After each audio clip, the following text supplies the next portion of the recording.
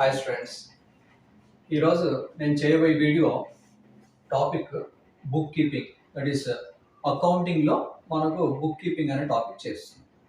అయితే నా ప్రీవియస్ వీడియోలో మీకు ఈ బుక్ కీపింగ్ గురించి నేను ఎక్స్ప్లెయిన్ చేశాను. అంటే థియరీ పార్ట్ ఎక్స్ప్లెయిన్ చేశాను, దాంతోపాటు అకౌంటింగ్ అనేది ఎలా స్టార్ట్ అవుతుంది, అంటే ఎక్కడి నుండి స్టార్ట్ అవుతుంది బుక్ కీపింగ్ అనేది.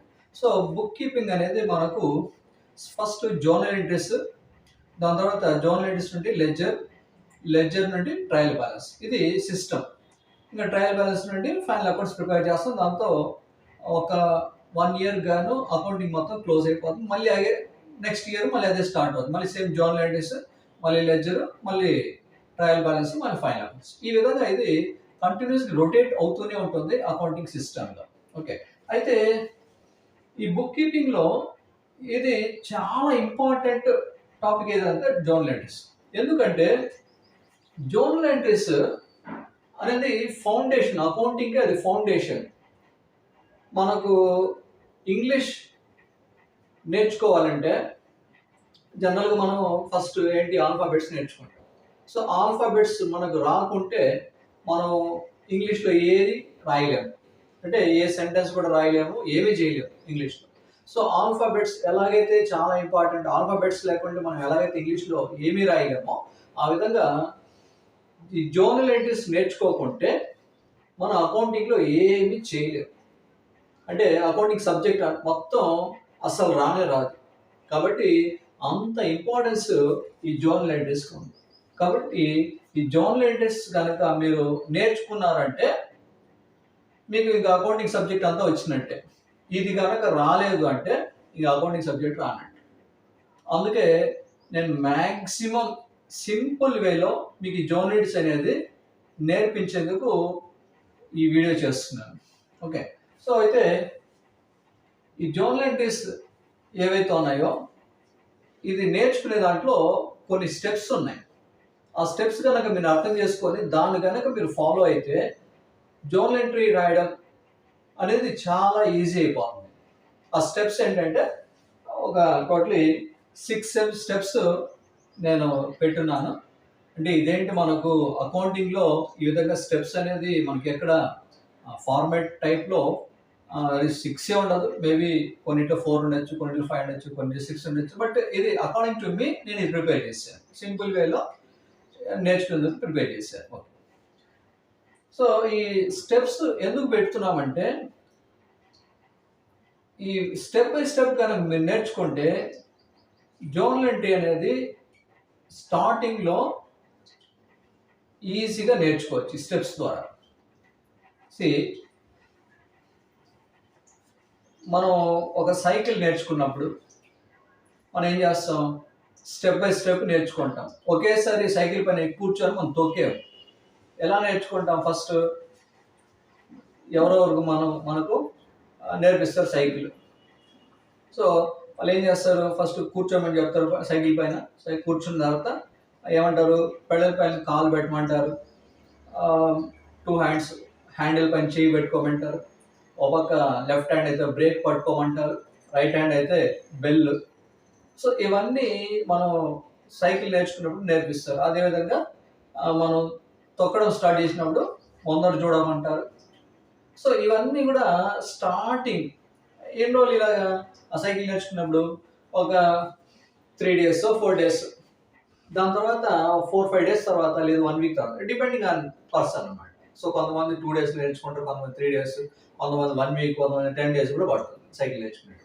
సో ఎలాగున్నా కూడా సైకిల్ నేర్చుకోవాలంటే పాయింట్స్ ఇవే ఎవరైనా సరే మనకి నేర్పిస్తారు. ఫస్ట్ ఈ విధంగా చేయమని చెప్తారు, అంతేగాని ఎక్కి కూర్చొని వెళ్ళిపోమని చెప్పేసి చెప్పరు. ఎందుకంటే అలా చేస్తే ఎవరు నేర్చుకోలేరో పడిపోతారు. అదే విధంగా ఇక్కడ ఈ జోనల్ ఎంట్రీస్ కూడా మనం ఒకేసారి జోనల్ ఎంట్రీ రాసేయాలి, అకౌంటింగ్ అంతా వచ్చేయాలంటే ఏమి కుదరదు.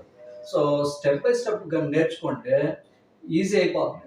సో ఎలాగైతే మనం సైకిల్ నేర్చుకునేటప్పుడు స్టెప్ బై స్టెప్ అన్ని నేర్చుకున్న తర్వాత ఒక 1 week 10 days, లేదు 1 month అనుకోండి, 1 month తర్వాత ఇంకా ఎవరు మనల్ని చెప్పరు ఏమని, పెడల్ పైన కాలు పెట్టు, హ్యాండిల్ పైన చేతులు పట్టుకో, ఒక పక్క లెఫ్ట్ సైడ్ బ్రేక్ పట్టుకో, రైట్ సైడ్ బెల్ పైన చేయి పెట్టు, ముందరే చూడు, ఇవన్నీ ఎవరు మళ్ళీ 1 మంత్ తర్వాత చెప్పరు. ఫస్ట్ పాయింట్ మనం కూడా దాన్ని అబ్జర్వ్ చేయము. ఎక్కి కూర్చున్నామా తొక్కుంటూ వెళ్ళిపోతాం. అప్పుడు మనం అబ్జర్వ్ చేయము. ఏమని మన కాళ్ళు పెడల్ పైన పెట్టామా, లెఫ్ట్ హ్యాండ్‌లో బ్రేక్ పట్టుకుని ఇవన్నీ కూడా మనం ఏం అబ్జర్వ్ చేయము. ఆటోమేటిక్‌గా అది వచ్చేస్తుంది. ఇది కూడా అంతే. ఈ జోనల్ ఎంట్రీస్ గనక మీరు స్టెప్ బై స్టెప్ గనక స్టార్టింగ్ అంటే ఎన్ని ప్రాబ్లమ్స్, ఒక 4 ప్రాబ్లమ్స్ లేదా 5 ప్రాబ్లమ్స్ అంతే ఈ స్టెప్స్. దాని తర్వాత స్టెప్స్ ఏం అవసరం లేదు. మీ పాటికి అది క్వశ్చన్ చూడగానే ఆటోమేటిక్‌గా మీకు వచ్చేస్తుంది. బట్ ఈ పద్ధతిలో కనుక మీరు నేర్చుకుంటే 4 ప్రాబ్లమ్స్ కరెక్ట్‌గా చేస్తే, 4 ప్రాబ్లమ్ అంటే ఒక ప్రాబ్లంలో దాదాపు 6-7 ట్రాన్సాక్షన్స్ ఉంటాయి. అవి కనుక అలాగా ఒక 4 ప్రాబ్లమ్స్ 5 ప్రాబ్లమ్స్ చేస్తే ఇంకా 6th ప్రాబ్లం నుండి మీరు స్టెప్స్ ఏమి వేసుకోవాల్సిన అవసరం లేదు. ఆటోమేటిక్‌గా మీరు చేసేసుకుంటారు. ఓకేనా? సో అయితే ఇప్పుడు చూద్దాం, టాపిక్‌లో వద్దాము. సో ఆ స్టెప్స్ ఏంటి? Steps to prepare zonal entries. So first step, identify the sentence whether it is transaction or information. అంటే ఏంటి? మనం జోనల్ ఎంట్రీస్ చేయాలంటే మన క్వశ్చన్ ఏదో ఒకటి ఇస్తారు కదా. ఆ క్వశ్చన్లో ఏంటి? నెంబర్ 1 ఒక సెంటెన్స్ ఉంటుంది. సో ఆ సెంటెన్స్ చూసిన తర్వాత అది ట్రాన్సాక్షనా కాకుంటే ఓన్లీ ఇన్ఫర్మేషనా అనేది మనం అబ్జర్వ్ చేయాలి. సో ట్రాన్సాక్షన్ నా ప్రీవియస్ వీడియోలో దీని గురించి మీకు ఎక్స్ప్లెయిన్ చేశాను. ట్రాన్సాక్షన్ అంటే ఏంటి? అదొక యాక్టివిటీ ఏదైతే డబ్బుతో ముడిపడి ఉందో, any activity which is related to money or money's worth అన్న. సో డబ్బు ఉంటేనే ఆర్ ప్రోడక్ట్కి సంథింగ్ ఏదో వాల్యూ ఉంటేనే, దాంట్లో మానిటరీ టర్మ్స్లో ఉంటేనే అది ట్రాన్సాక్షన్ అవుతుంది, లేదంటే ఓన్లీ ఇన్ఫర్మేషన్ అవుతుంది. See for example, X started business with rupees 2000 rupees అని సెంటెన్స్ ఉంది. అంటే దాని మీనింగ్ ఏంటి? ఎక్స్ అనే అతను బిజినెస్ స్టార్ట్ చేశాడు, 2000 రూపీస్ క్యాపిటల్ పెట్టాడు. అంటే ఇక్కడ 2000 రూపీస్ మనకు కనిపిస్తుంది కాబట్టి ఇది ట్రాన్సాక్షన్, మనీ ఉంది కాబట్టి. అదే కనుక అలా కాకుండా సింపుల్ ఇలా ఉందనుకోండి, ఎక్స్ స్టార్టెడ్ బిజినెస్ అయిపోయింది sentence. So X started business అంటే ఇక్కడ ఇది ట్రాన్సాక్షన్ అంటే ఇది ట్రాన్సాక్షన్ కాదు. ఎందుకంటే అక్కడ మానిటరీ టర్మ్స్లో మనకి ఏం లేదు, అంటే డబ్బు రూపంలో ఏం కనిపించడం లేదు. ఓన్లీ ఏం చెప్తుంటే ఎక్స్ బిజినెస్ స్టార్ట్ చేసాడు, ఇది ట్రాన్సాక్షన్ కాదు, ఇది ఓన్లీ యాక్టివిటీ. దీన్ని మనం ఈవెంట్ అంటే యాక్చువల్గా దీన్ని ఈవెంట్ అని అంటున్నాం బిజినెస్ అకౌంటింగ్లో. సో కాబట్టి ఫస్ట్ మనకు ఇక్కడ ఫస్ట్ పాయింట్ ఏం చెప్తుంది? ఐడెంటిఫై ది సెంటెన్స్ని అబ్జర్వ్ చెయ్యి, whether it is transaction or information. అది ట్రాన్సాక్షనా లేకుంటే ఓన్లీ ఇన్ఫర్మేషన్ చూడమని చెప్తాను. సో డబ్బు రూపంలో మనకు వాల్యూ కనిపిస్తే ట్రాన్సాక్షన్ అవుతుంది, లేదంటే ట్రాన్సాక్షన్ కాదు. ఫస్ట్ ట్రాన్సాక్షన్కే మనం అకౌంటింగ్ రాస్తాం, లేదంటే రాయం. Okay, first point. The second is the in every transaction there will be minimum 2 accounts, that is personal account, real account, or real account and nominal account, or nominal account and personal account. So second step ఏం చెప్తానంటే ప్రతి ట్రాన్సాక్షన్లో minimum 2 accounts ఉంటాయి అని అంటుంది. So ఇక్కడ account అంటే already మీకు నా ప్రీవియస్ వీడియోలో that is account double entry సిస్టంలో అకౌంట్స్ గురించి ఎక్స్ప్లెయిన్ చేశాను. దాన్ని మనం రూల్స్ గురించి చెప్తాం. సో రూల్ అన్న అకౌంట్ అన్న రెండు ఒకటే. అంటే ఏంటి? Personal rule, real rule, nominal rule. దాన్ని personal account, real account, nominal account అంట. సో అక్కడ అకౌంట్ అని చెప్పాను కదా, ఆ అకౌంట్ గురించి ఇక్కడ మాట్లాడతాను. In every transaction there will be minimum 2 అంటాడు. అంటే ఒక ట్రాన్సాక్షన్ ఉంది అంటే ఆటోమేటిక్గా దాంట్లో మినిమం 2 అకౌంట్లు ఉంటాయి అని అంటాడు.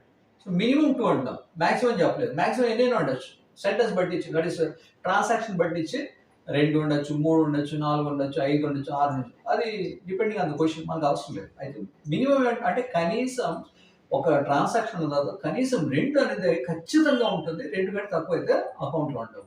ఎందుకంటే ఇది బేసిక్గా డబుల్ ఎంట్రీ సిస్టమ్ అంటాం. సో డబల్ అంటే 2 కాబట్టి మినిమం 2 అకౌంట్లు ఉంటాయి. ఆ అకౌంట్లు ఏది మనం అక్కడ చూసాం అలా ప్రీవియస్ వీడియోలో.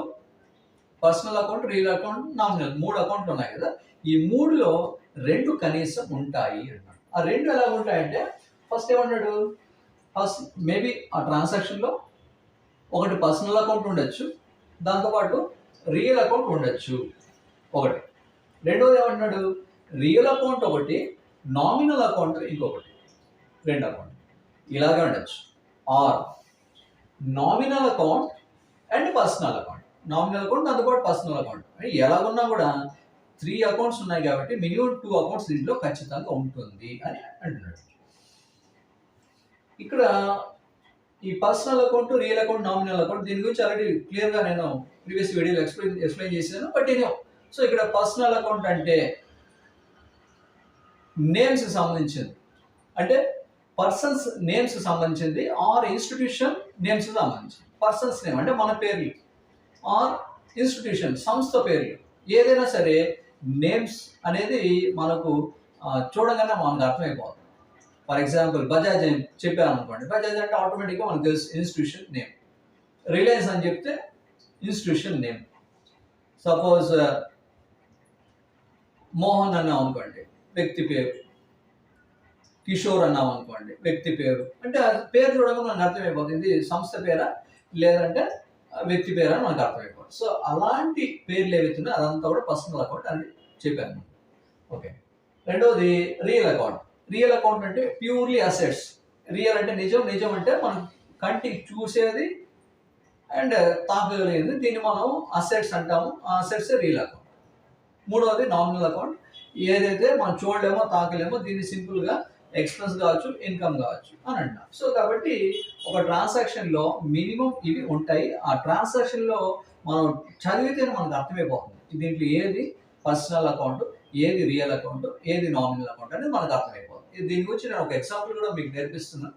ఓకే, దాని తర్వాత next right down the account and rule of it under the transaction. So transaction already మన క్వశ్చన్లు ఇచ్చి ఉంటాడు, ఆ ట్రాన్సాక్షన్ రాసుకుంటాము.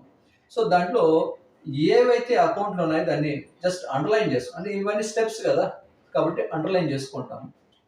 దాని తర్వాత ఆ ట్రాన్సాక్షన్ కింద ఏం చేస్తామంటే అందులో ఏ అకౌంట్ మనం ఐడెంటిఫై చేసామో అవి కింద రాసుకుంటాం. అంటే ఒక పక్క పర్సనల్ అకౌంట్, ఇంకో పక్క రియల్ అకౌంట్. సపోజ్ అదే రియల్ అకౌంట్ ఈ పక్క, నామినల్ అకౌంట్ ఈ పక్క, లేదు ఈ పక్క నామినల్ అకౌంట్ ఈ పక్క పర్సనల్ అకౌంట్, ఏదో సంథింగ్. ఈ విధంగా దాంట్లో ఏవైతే అకౌంట్లు ఉన్నాయో అవి కింద రాసుకుంటాం, అంటే ఐడెంటిఫై చేసి రాసుకుంటాం. దాని తర్వాత understand the transaction, what is happening in the business. So దీని తర్వాత ఏమనంటే ట్రాన్సాక్షన్ చదివి మనం ఫస్ట్ అర్థం చేసుకోవాలి బిజినెస్లో ఏం జరుగుతా. ఇప్పుడు ఇంతకుముందు చెప్పాను ఎక్స్ స్టార్టెడ్ బిజినెస్ అని. దాని మీనింగ్ ఏంటి, ఎక్స్ బిజినెస్ స్టార్ట్ చేశాడు అంటే బిజినెస్లో ఏం జరుగుతుందంటే బిజినెస్ స్టార్ట్ అవుతుంది. దాని మీనింగ్ మనకు అర్థం చేసుకోవాలి. ఎందుకంటే ఈ అకౌంటింగ్ అంతా కూడా అండర్స్టాండింగ్ బేస్లోనే ఉంటుంది. మనకు మ్యాథమెటిక్స్ లాగా ఫార్ములా బేస్లో చేసుకుంటూ పోవడం ఇక్కడ జరగదు. ఓకే, సో ఇక్కడ అంతా కూడా జరిగేది ఏంటంటే సిచ్యువేషన్ ఉంటుంది, ఆ సిచ్యువేషన్ బట్టించి మనం దాన్ని అర్థం చేసుకొని ప్రాబ్లమ్ని దాన్ని సాల్వ్ చేసుకుంటూ ముందుకు పోతాం. సో అలాంటిది అకౌంటింగ్. కాబట్టి ఇక్కడ ఫస్ట్ మనం ట్రాన్సాక్షన్ని టోటల్ మీనింగ్ అర్థం చేసుకోవాలంటే బిజినెస్లో ఏం జరుగుతుంది వాడు ఇచ్చిన సెంటెన్స్లో, వాడు ఇచ్చిన ట్రాన్సాక్షన్ అని చదవాలి. సో చదివి అర్థం చేసుకోవాలి. దాని తర్వాత 5th step for your understanding, అంటే మీ కొరకు, అంటే ఈ జర్నలిస్ట్ నేర్చుకోవాలంటే మీరు ఈజీగా అండర్స్టాండ్ చేసుకునేందుకు మీకు ఇక్కడ ఒక పాయింట్ చెప్తున్నాను. Think debit means writing upper side. ఇప్పుడు జర్నల్ ఎంట్రీస్లో మనం రాసేది ఏంటంటే 2 ఆస్పెక్ట్స్, ఒకటి డెబిట్, ఇంకొకటి క్రెడిట్. దీనికి ఆల్రెడీ మీకు ముందు ప్రీవియస్ వీడియోలో చెప్పాను, డెబిట్ క్రెడిట్కి మీనింగ్ లేదు. డెబిట్ అనే పదం మనకు డెబ్రీ, దట్ ఇస్ లాటిన్ పదం నుండి వచ్చింది. క్రెడిట్ అనే పదం మనకు క్రెడిటరీ అనే పదం నుండి వచ్చింది. సో దీన్ని సింపుల్గా మనం అకౌంటింగ్లో డెబిట్ క్రెడిట్ అంటాము. అయితే ఈ డెబిట్ క్రెడిట్కి ఒక్క మీనింగ్ అంటూ లేదు. సో సిచ్యువేషన్ బట్టి మీనింగ్ మారిపోతుంది. కాబట్టి మీ అండర్స్టాండింగ్ కోసం ఏం చెప్తున్నా అంటే డెబిట్ అంటే జర్నల్ ఎంట్రీలో పైన రాయాలి. ఇక్కడ చూడండి, debit means writing upper side. Debit అంటే పైన రాయడం. దాని తర్వాత and credit means writing lower side in journal entry. Credit అంటే కింద రాయడం. అంటే ఇక్కడ చూడండి, డెబిట్ ఇక్కడ బ్రాకెట్లో పెట్టాను. ఐటమ్ అంటే ఇక్కడ పాయింట్ మనకు ఆ బిజినెస్లో ట్రాన్సాక్షన్ పట్టించి ఏం అనేది సమ్ ఒక ఐటమ్ లాగా ఉంటుంది. దట్ ఈస్ ప్రోడక్ట్ కావచ్చు, ఆర్ ఏదైనా పేమెంట్ కావచ్చు, ఆర్ ఏదైనా కావచ్చు, డేటార్ కావచ్చు, క్రెడిటార్, సంథింగ్ మీకు ఫర్దర్గా అండర్స్టాండ్ అయిపోతుంది. బట్ ఇక్కడ మీరు ఏం అర్థం చేసుకోవాలంటే డెబిట్ అంటే పైన రాయడం. పైన ఏంటి, ఇప్పుడు రెండు ఉన్నాయి కదా ఇక్కడ, 2 ఆస్పెక్ట్స్, ఒకటి పైన ఉంది, ఒకటి కింద ఉంది. కాబట్టి ఈ డెబిట్ అనేది ఎప్పుడు పైన రాస్తాం. ఓకేనా? అందుకే ఇక్కడ చెప్పాను, మీ అండర్స్టాండింగ్ కొరకు ఇలా అనుకోండి. డెబిట్ అంటే పైన రాయడం, క్రెడిట్ అంటే కింద రాయడం. ఇది మనకు బుక్స్ ఆఫ్ అకౌంట్స్లో ఎక్కడ ఈ విధంగా ఉండదు. అంటే డెబిట్ అంటే పైన, క్రెడిట్ అంటే కింద అనేది ఉండదు. ఇది కేవలం మీకు అండర్స్టాండ్ అయ్యేందుకు, మీరు ఈజీగా జర్నల్ ఎంట్రీ రాసేందుకు నేను ఎక్స్ప్లెయిన్ చెప్తున్నాను. కానీ ఇది మనకు ఏది పబ్లిష్డ్ మెటీరియల్లో డెబిట్ అంటే ఇట్లా, క్రెడిట్ అంటే ఇట్లా అని చెప్పి ఎక్కడా ఉండదు. కాబట్టి దాన్ని నెగిటివ్గా తీసుకోవద్దండి. సింపుల్గా ఏమర్థం చేసుకుంటారంటే డెబిట్ అంటే పైన రాయడం, క్రెడిట్ అంటే కింద రాయడం. సో ఈ విధంగా డెబిట్ ఐటమ్ అయితే పైన రాస్తాం, క్రెడిట్ అయితే కింద రాస్తాం. డెబిట్ ఐటమ్ ఇక్కడ స్టార్ట్ చేస్తున్నాము, క్రెడిట్ ఐటమ్ కొంచెం గ్యాప్ వదిలేసి మళ్ళీ దాని తర్వాత రాస్తున్నాం. డెబిట్ ఐటమ్ దగ్గర అదే లైన్లో అకౌంట్ డెటార్ అంటే ఇది డెబిట్ని మనం డెటార్ అంటాం. ఓకే, డిఆర్ కాబట్టి డెటార్ అంటాం. సో పైన account debtor to credit item ఏదైతుందో అది రాసుకుంటాం. సో ఆ విధంగా ఇది గుర్తుపెట్టుకోండి. డెబిట్ అంటే పైన రాస్తాం, క్రెడిట్ అంటే కింద రాస్తాం. Then last point. Now, as per the rule, debit the item and credit the item. So, final మనం ఏం చేస్తున్నాం, రూల్ ప్రకారం ఏదైతే డెబిట్ చేయాలో దాన్ని డెబిట్ చేస్తామో, ఏదైతే క్రెడిట్ చేయాలో దాన్ని క్రెడిట్ చేస్తాం. అంటే ఏంటి, మన రూల్ ఏంటి, personal account debit the receive, credit the giver, real account debit what comes in, credit what goes out, and nominal account credit all in, nominal account debit all expenses and losses, credit all incomes and gains. ఈ rules ఏవైతే ఉన్నాయో దాని ప్రకారం దాన్ని మనం debit చేయాలి, or credit అయితే credit చేయాలి అనేది point last. Okay, so next already ఇప్పుడు మీరు జర్నల్ ఎంట్రీ ప్రిపేర్ చేసే దాంట్లో నెంబర్ ఆఫ్ స్టెప్స్ చూసాము. అయితే ఇప్పుడు ఒక చిన్న ఎగ్జాంపుల్ తీసుకుందాము. యాక్చువల్గా ఒక ప్రాబ్లం చేస్తే కానీ మనకు ఫుల్ క్లారిటీ ఉండదు. బట్ ఈ వీడియోలోనే నేను స్టెప్స్, దాంతోపాటు ఈ ఫార్మాట్, దాంతోపాటు మళ్ళీ ఒక ప్రాబ్లం చేయాలంటే అది చాలా పెద్ద వీడియో అయిపోతుంది. సో మీకు కూడా బోర్ కొట్టేసి చూడాలంటే, కాబట్టి ఈ వీడియోలో కేవలం స్టెప్స్, దాంతోపాటు చిన్నగా అంటే ఒక 2 జర్నల్ ఎంట్రీస్ దీంట్లో చెప్తాను. నెక్స్ట్ వీడియోలో టోటల్ ఒక ప్రాబ్లం చేస్తాను, దాంతో మీకు ఫుల్ క్లారిటీ ఉంటుంది. Okay, yes. ఇప్పుడు ఇక్కడ 2 ట్రాన్సాక్షన్స్ రాశాను. ఒకటి, Ravi started business with cash ₹10,000. ఒకటి. రెండోది, పెయిడ్ ₹1,000 క్యాష్ యాజ్ ఇంట్రెస్ట్. ఇప్పుడు ఈ ట్రాన్సాక్షన్స్ అంతా కూడా ఎక్కడ జరుగుతుంది, మన బిజినెస్లో జరుగుతుంది. ఓకే, ఇది గుర్తుపెట్టుకోండి. మనం అకౌంట్స్ రాస్తుండేదే బిజినెస్. అయితే ఇక్కడ ఇంతకుముందు మీకు కొన్ని స్టెప్స్ చెప్పాను, దాంతోపాటు ఇంకొకటి మనం ఏ విధంగా ఊహించుకోవాలనేది, అంటే అకౌంట్స్ రాస్తున్నప్పుడు మనం ఏ విధంగా ఊహించుకోవాలనేది చెప్తాను. మనం సపోజ్ టెక్స్ట్ బుక్లో ప్రాబ్లమ్స్ చేస్తున్నాం, దాదాపు 10 ప్రాబ్లమ్స్ ఉన్నాయనుకున్నాం, క్వశ్చన్స్. సో ఒక్కొక్క క్వశ్చన్లో మనకు ఒక్కొక్క బిజినెస్ పేరు ఇస్తాడు. సపోజ్ రవి అండ్ కో అనే ఒక బిజినెస్ ఫస్ట్ ప్రాబ్లంలో రవి అండ్ కో ఉంది. రెండవ ప్రాబ్లంలో ప్రవీణ్ అండ్ కో అని బిజినెస్ ఉంది. థర్డ్ దాంట్లో ఎక్స్ సంథింగ్, ఈ విధంగా డిఫరెంట్ బిజినెస్ పేర్లతో మనకి ఇన్ఫర్మేషన్ అంతా, అంటే ట్రాన్సాక్షన్ అన్నీ ఇచ్చి ఉంటాడు. ఓకే, అయితే మనం ఫస్ట్ ప్రాబ్లం చేస్తున్నప్పుడు రవి అండ్ కో అన్న బిజినెస్ పేరు ఇచ్చాడు కాబట్టి ఆ రవి అండ్ కోలో మనం ఎవరు అంటే ఒక అకౌంటెంట్. ఓకే, సెకండ్ ప్రాబ్లం చేస్తున్నప్పుడు ప్రవీణ్ అండ్ కో అని బిజినెస్ ఉంటే ఆ ప్రవీణ్ అండ్ కో బిజినెస్లో మనం అకౌంటెంట్గా ఊహించుకోవాలి. అంటే ఇక్కడ మీకు చెప్పడం పాయింట్ ఏమంటే, మీరు ఏ బుక్స్ ఆఫ్ అకౌంట్స్ చేస్తున్నారో ఆ బుక్స్ ఆఫ్ అకౌంట్స్లో మీరు కావచ్చు ఆ నేను కావచ్చు అందులో అకౌంటెంట్గా ఊహించుకుంటేనే మనకు అకౌంట్స్ అనేది ఈజీగా రాయగలుగుతాం. ఇది ఎందుకంటే అకౌంటింగ్ ప్రిన్సిపల్స్లో నా ప్రీవియస్ వీడియో అకౌంటింగ్ ప్రిన్సిపల్స్లో సపరేట్ లీగల్ ఎంటిటీ అన్న ఒక కాన్సెప్ట్ మీకు ఎక్స్ప్లెయిన్ చేశారు. అంటే బిజినెస్ వేరు, ఓనర్ వేరు అని చెప్పేసి అక్కడ ప్రిన్సిపల్ ఎక్స్ప్లెయిన్ చేశారు. రెండు ఒకటేగా ఊహించుకుంటే మనం అకౌంట్స్ రాయడంలో మిస్టేక్ అయిపోతుంది, తప్పు అయిపోతుంది. బట్ ఒక అకౌంట్ రాస్తున్నప్పుడు మనల్ని మనం ఒక అకౌంటెంట్గా ఆ బిజినెస్లో అకౌంటెంట్గా ఊహించుకుంటే అప్పుడు మన కంటికి ఓనర్ వేరు, బిజినెస్ వేరుగా కనిపిస్తుంది. అప్పుడే మనం కరెక్ట్గా రాయగలుగుతాం. ఓనరు బిజినెస్ ఒకటే కాదు, ఓకే, ఇద్దరు వేరు వేరుగా ఊహించుకొని మనం అకౌంటెంట్ రాయాలి. మనల్ని మనం ఆ బిజినెస్లో అకౌంటెంట్గా ఊహించుకోవాలి.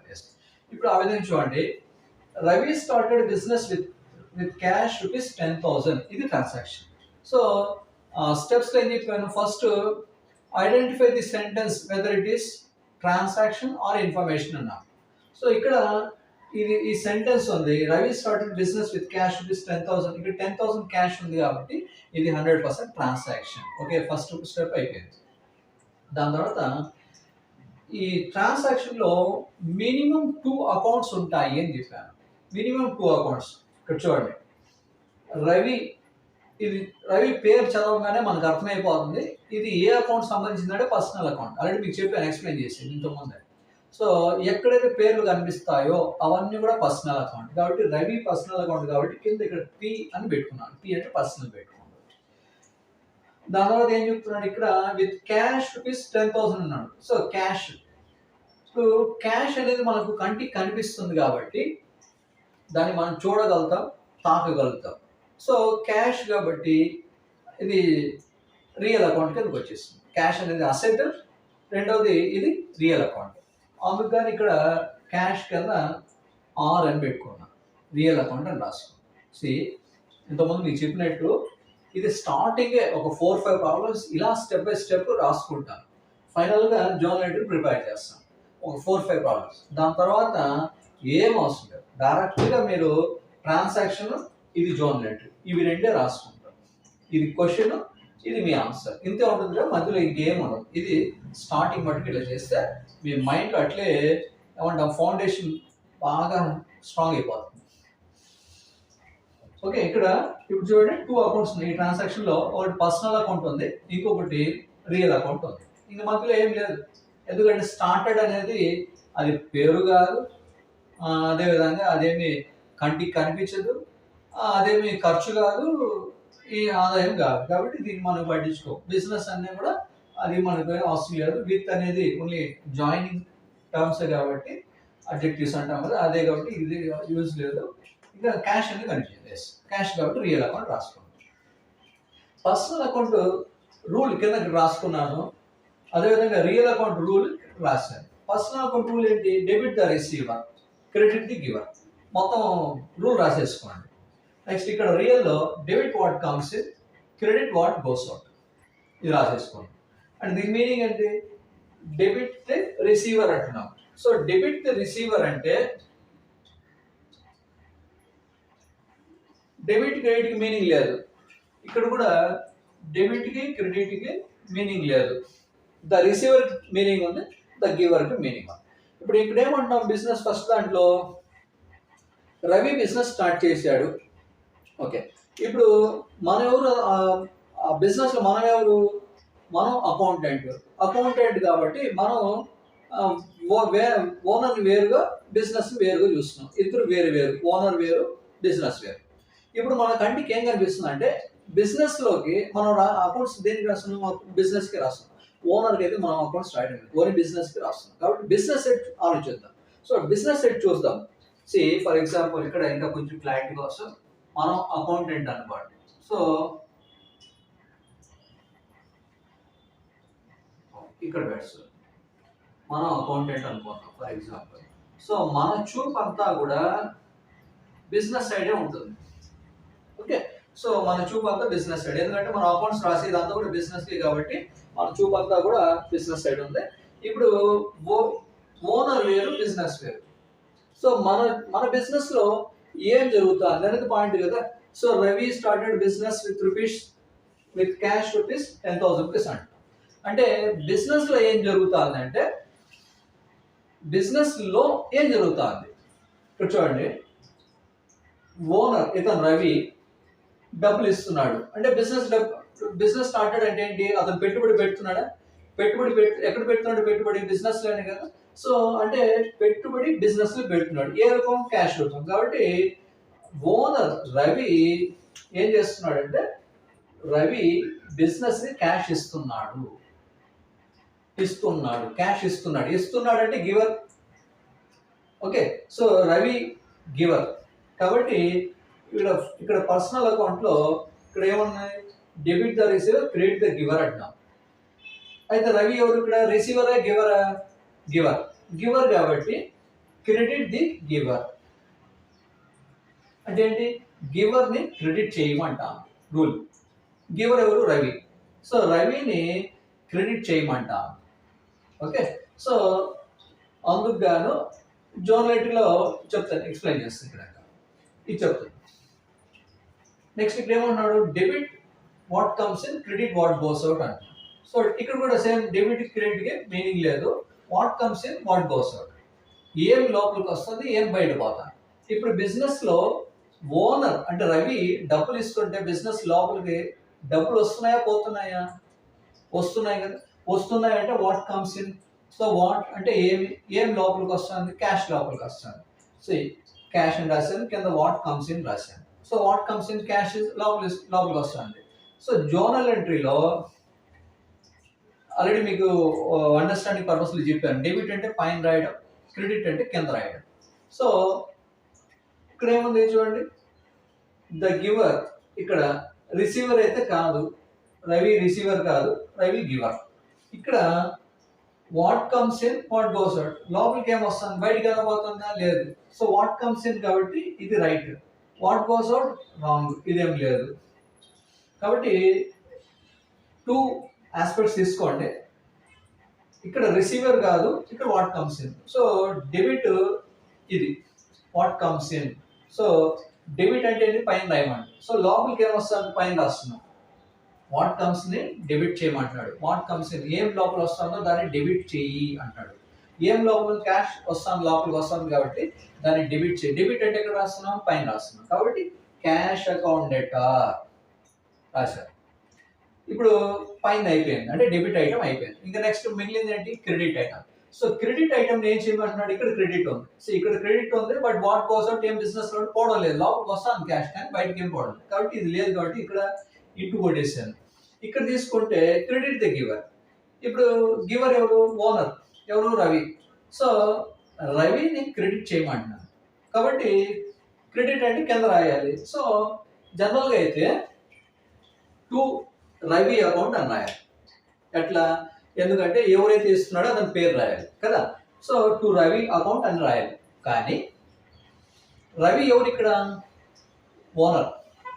ఓకే, రవి ఎవరంటే ఓనర్. అయితే అకౌంటింగ్ లో మనం ప్రిపేర్ చేసే దీంట్లో ఓనర్ పేరు బుక్స్ ఆఫ్ అకౌంట్స్ లోపల ఎక్కడ రాకూడదు. అంటే ఏంటంటారా, ఇప్పుడు ఫర్ ఎగ్జాంపుల్ మీరు ఏదైనా బుక్ స్టాల్ ఏదైనా షాప్కి వెళ్ళినప్పుడు, సపోజ్ ఏదైనా టెక్స్టైల్ షాప్కి వెళ్ళినప్పుడు అక్కడ జనరల్గా వాళ్ళు ఏంటంటే అకౌంట్స్ పుస్తకాలన్నీ సమ్ టైమ్స్ క్యాష్ కౌంటర్ పైన పెట్టుంటారు. సపోజ్ సైడ్ అక్కడ వాళ్ళ బుక్స్ ఆఫ్ అకౌంట్స్ పైన వాళ్ళ బిజినెస్ పేరు పైన ఉంటుంది, అంతే, లోపల ఉండదు. పైన ఒకటే ఉంటుంది. ఈవెన్ అంతెందుకు, ఇప్పుడు మీరు బుక్స్ కొంటారు, కొన్న తర్వాత ఏం చేస్తారు, బుక్ పైన పేరు రాస్తారు. అంటే మీ పేరు ఎక్కడ ఉందంటే పైన ఉంది, లోపల అయితే లేదు. అంటే రాయకూడదు అని కాదు పాయింట్, జస్ట్ ఫర్ ఎగ్జాంపుల్ చెప్తున్నాను. ఓకే, మీరు బుక్ పైన పేరు రాస్తారు. అదేవిధంగా బిజినెస్ వాళ్ళ బుక్స్ ఆఫ్ అకౌంట్స్ లో కూడా బుక్ పైనే పేరు ఉండదు, లోపలైతే ఉండదు వాళ్ళ పేరు. ఓకే, అదేవిధంగా ఇక్కడ తీసుకోండి, ఈ బిజినెస్ ఓనర్ ఎవరంటే రవి. రవి పేరు అనేది బుక్స్ లోపల రాకూడదు. ఓకే. సో అయితే పేరు రాకూడదు కాబట్టి ఓనర్ పేరుని మనం వేరే విధంగా రాస్తాం. ఎట్లా అంటే ఓనర్ బిజినెస్కి డబ్బు ఇచ్చినప్పుడు అతన్ని క్యాపిటల్ అనే పేరుతో మనం మెన్షన్ చేస్తాం. ఓనరు డబ్బు ఇస్తే క్యాపిటల్ అనే పేరుతో పెడతాం. అందుకే ఇక్కడ మామూలుగా అయితే క్యాష్ అకౌంట్ టు రవి రాయాలి, ఎందుకంటే గివర్ కాబట్టి టు రవి అకౌంట్ రాయాలి. కానీ ఓనర్ కాబట్టి మనం ఏం చేస్తున్నాం, రవి పేరు బదులుగా మనం ఏం రాస్తున్నాం, టు క్యాపిటల్ అకౌంట్ అంటున్నాం. మరి అదే రవి బిజినెస్లో డబ్బు తీసుకుంటే దాన్ని డ్రాయింగ్స్ అని పేరుతో మెన్షన్ చేస్తాం. అంటే దాని మీనింగ్ ఏంటి, ఓనర్ బిజినెస్లో డబ్బు ఇస్తే క్యాపిటల్ అకౌంట్ అంటాము, ఓనర్ బిజినెస్లో డబ్బు బయట తీసుకుంటే డ్రాయింగ్స్ అంటాం. అంతేగాని రవి అనే పేరు అయితే మెన్షన్ చెయ్యము. ఓకే, అంటే ఏ ఓనర్ అయితే ఆ ఓనర్ పేరు మనం మెన్షన్ చేయము. ఓనర్ డబ్బులు ఇస్తే బిజినెస్ క్యాపిటల్ అంటాము, అదే ఓనర్ బిజినెస్ నుండి బయట తీసుకుంటే డ్రాయింగ్స్ అన్న పేరుతోనే రాస్తాము. కాబట్టి ఇక్కడ డబ్బు ఇస్తున్నాడు కాబట్టి టు క్యాపిటల్ అకౌంట్ అంటున్నాం. ఓకేనా, అండర్స్టాండ్ అయిందా? ఎస్. ఇప్పుడు దీని కింద మనం ఏం రాస్తాం అంటే నరేషన్ రాస్తాం. దీన్ని ఏమంటాం అంటే కింద నరేషన్ అంటాం. నరేషన్ అంటే ఏంటి, నరేట్ చేయడం. నరేట్ చేయడం. ఆల్రెడీ మీరు ఇంగ్లీష్లో కాంప్రహెన్షన్ ప్యాసేజెస్ ఇవేదో సంథింగ్ రైటింగ్స్ రాస్తున్నప్పుడు గ్రామర్లో మీరు ఏం చేస్తారు, వాళ్ళు ఏమంటారు, నరేట్ ది స్టోరీ అంటాం. అంటే అక్కడ ఏదైతే జరిగిందో దాన్ని ఇన్ఫర్మేషన్ బేస్లో మనం ప్రొవైడ్ చేయమంటాం. అదేవిధంగా ఇక్కడ బిజినెస్లో ఏం జరిగింది అనేది మనం జోనల్ ఎంట్రీ కింద కంపల్సరీ నరేషన్ అనేది రాయాలి. ఓన్లీ జోనల్ ఎంట్రీస్లోనే ఈ నరేషన్ రాయాలి. నరేషన్ అంటే ఏంటి, అక్కడ ఏం జరిగింది బిజినెస్లో అనేది తెలియాలి కదా అనేది ఇక్కడ రాస్తాం. ఇక్కడ ఏం జరిగింది, being Ravi started business with ₹10,000. Already మనకు ట్రాన్సాక్షన్ ఏం చెప్తాంది, రవి బిజినెస్ స్టార్ట్ చేశాడు, ₹10,000 పెట్టి స్టార్ట్ చేశాడు బిజినెస్ అన్నాడు. అదే పాయింట్ కింద రాస్తున్నాం. అయితే మీకు ఇంగ్లీష్ రాయడం ఈజీగా ఉంటే మీరు ఏ పదాలైనా వాడుకోవచ్చు. అంటే జరిగింది రాయడానికి మీరు ఎట్లయినా రాసుకోవచ్చు. ఫస్ట్ పదం ఏది పెట్టాలి, బీయింగ్ అని పెట్టాలి. బీయింగ్, ఇది జరుగుతూ ఉంది. ఏం జరుగుతూ ఉంది, Ravi started business with ₹10,000. Ravi business start చేశాడు 10,000తో. సపోజ్ మీకు ఇంగ్లీష్ రాసేది దట్ ఈస్ మీ ఓన్ వర్డ్స్లో రాసేది రాదు. సింపుల్ మీరు ఏం చేస్తారంటే బీయింగ్ అనే పదం రాసి క్వశ్చన్లో మనకు ట్రాన్సాక్షన్ ఇచ్చింటాడు కదా, దీన్ని తీసి అట్లే రాసేయచ్చు. అంటే ఏంటి, being Ravi started business with cash ₹10,000 అదే పదాలు ఇక్కడ రాసేయచ్చు, తప్పైతే లేదు. ఓకే, ఈ విధంగా రాస్తే మీకు 100% మార్క్స్ అయితే పడిపోతుంది. ఓకే, ఇది అర్థమైందా? దీని తర్వాత నెక్స్ట్ సెకండ్ తీసుకోండి. Paid ₹1,000 cash as interest. Paid అంటే ఏంటి, కట్టాము. అంటే బిజినెస్లో మనం ఏం చేసాం, ఇంట్రెస్ట్ కట్టాము. Paid ₹1,000 cash as interest. Paid అంటే కట్టాము. కట్టామంటే ఏంటి, బయట వాళ్ళకే కడతాం, మనం కట్టుకోం కదా. సో బయట వాళ్ళు కడతాం. ఏం కడుతున్నాం అంటే ఇక్కడ ₹1,000 ఇంట్రెస్ట్ పే చేస్తున్నాం అంటే మీనింగ్ వడ్డీ కడుతున్నాం. ఓకే, ఎవరు కడుతున్నాము అవంతా మనకి ఏమి ఇవ్వలేదు, మనకు అవసరం కూడా లేదు. ఎందుకంటే మనకు ఏదైనా అప్పు అయితే మన పేరు చూసుకుంటాం. అప్పు కానప్పుడు మనం డబ్బులు ఇచ్చేస్తున్నప్పుడు మనకు అది అవసరమే లేదు, డబ్బు ఇస్తున్నామా లేదా అంతవరకు. ఓకే, కాబట్టి ఇక్కడ చూడండి, ఈ ట్రాన్సాక్షన్లో ₹1,000 క్యాష్ అనేది రియల్ అకౌంట్. దాని తర్వాత ఇంట్రెస్ట్ అనేది వడ్డీ కాబట్టి వడ్డీ కనిపిస్తుందా, ఇంట్రెస్ట్ అనేది కనిపిస్తుందా, కనిపించదు కాబట్టి ఇది నామినల్ అకౌంట్. ఇంకోటి ఏంటి, ఇది వడ్డీ అనేది మనకు పెయిడ్ అంటే ఏంటి, ఖర్చు కదా, ఖర్చు కాబట్టి ఎక్స్పెన్సెస్ని డెబిట్ చేయమంటారు రూల్.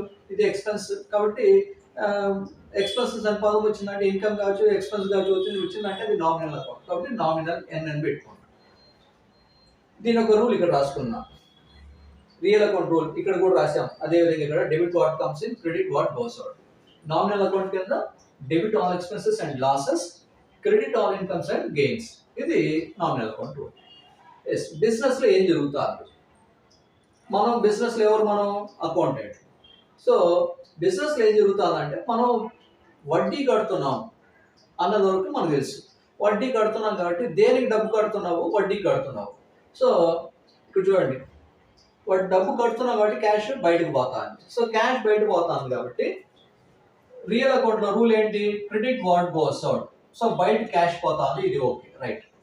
ఇది లేదు, వాట్ కమ్స్ ఇన్, ఏమైనా లోపలికి వస్తా అందా, లేదు, డబ్బు బయట పోతుంది, అందుకు credit what goes out.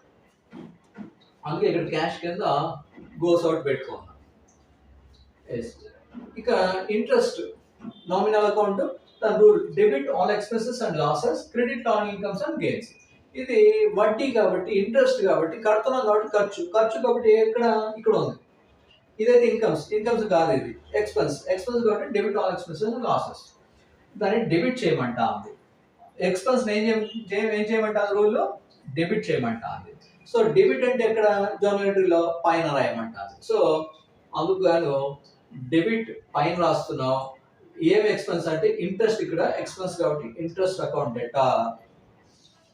Debtor అనేది డెబిట్ చేయమని, అందుకే ఇక్కడ ఏమంటాం కదా డెబిట్ చేయమంటాను, అదే డెబిట్ ఇక్కడ.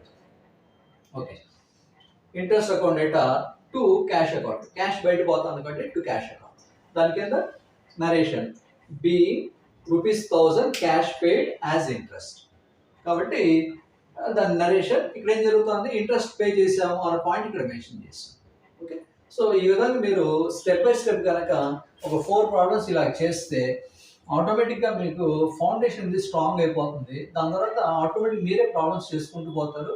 నెక్స్ట్ ఏంటంటే, మనం ఈ అకౌంట్స్ రాసేటప్పుడు మనం మైండ్లో ఏం తీసుకోవాలంటే, బిజినెస్ అనేది మనం ఫస్ట్ అది ఫ్రేమ్ చేసుకోవాలి. మన అకౌంట్స్ రాస్తున్న బిజినెస్ అనేది జస్ట్ ఒక ఇమాజినేషన్లో ఏం చేస్తారంటే, ఒక రూమ్ అనుకోండి, ఆ రూమ్ని బిజినెస్ అనుకోండి. జనరల్గా మన బిజినెస్ అంటే బిల్డింగ్ అనిపిస్తుంది కాబట్టి ఒక రూమ్గా ఊహించుకోండి. సో ఉండేది 3 రూల్స్, రిసీవర్ గివర్, అంటే debit the receiver, credit the giver. అంటే మన బిజినెస్ రూమ్ చెప్పాను కదా, సో బిజినెస్ రూమ్గా ఊహించుకోండి. సో రిసీవర్, మన బిజినెస్లో నుండి ఎవరైనా తీసుకుంటున్నారా, రిసీవర్. గివర్, ఎవరైనా ఇస్తున్నారా. బిజినెస్ లోపలికి ఏమైనా వస్తుందా, ఏమైనా బయటకు పోతుందా, what comes in what goes out. మన బిజినెస్లో ఏదైనా ఖర్చు జరుగుతుందా, లేదంటే మనకు ఆదాయం వస్తుందా. ఈ 6 పాయింట్స్ ఏవైతే ఉన్నాయో అది కరెక్ట్గా మీరు అర్థం చేసుకుంటే మీకు అకౌంటింగ్ వచ్చినట్టే. 1కి 2 సార్లు 3 సార్లు వినండి వీడియో. అంటే జనాలు చూడడం కదా అంటారు, బట్ చూసేదానికన్నా కూడా వింటే కాన్సన్ట్రేషన్ పెరుగుతుంది. కాబట్టి విని బాగా అర్థం చేసుకోండి. దాని తర్వాత ఈ నెక్స్ట్ వీడియో నేను టోటల్ ఒక ప్రాబ్లమే మీకు చేసి చూపిస్తాను. దాంతో మీకు ఇంకొంచెం క్లారిటీ ఉంటుంది. ఒక 2-3 ప్రాబ్లమ్స్ నేను చేస్తాను. సో దాంతో మీకు జర్నలిస్ట్ ఈజీగా వచ్చేస్తాను. ఓకేనా. సో ఆల్మోస్ట్ దీంట్లో అన్ని పాయింట్స్ మీకు చెప్పాను.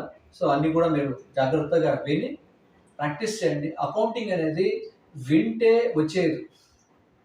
ఓకే, జస్ట్ లైక్ మనం ఫుడ్ చూస్తే మనకు తిన్నట్టు అయిపోతుందా, నో. ఆ ఫుడ్ డైరెక్ట్గా మనం తినాలి, అప్పుడే మనకు సాటిస్ఫాక్షన్ ఉంటుంది. ఇది కూడా అంతే, అకౌంట్స్ కూడా ఏంటంటే చూస్తే వింటే వచ్చేది. మనం వినాలి, చూడాలి, దాంతోపాటు మనం ప్రాక్టీస్ చేయాలి, అప్పుడే అకౌంట్స్. ప్రాక్టీస్ లేనిదే అకౌంట్స్ రాదు 100% రాదు. కాబట్టి అకౌంట్స్ ఖచ్చితంగా ప్రాక్టీస్ చేయాల్సింది. ఓకే. సో లాస్ట్ రిక్వెస్ట్ ఏంటంటే, నా వీడియోని లైక్ చేయండి, షేర్ చేయండి, అదేవిధంగా సబ్స్క్రైబ్ చేయండి.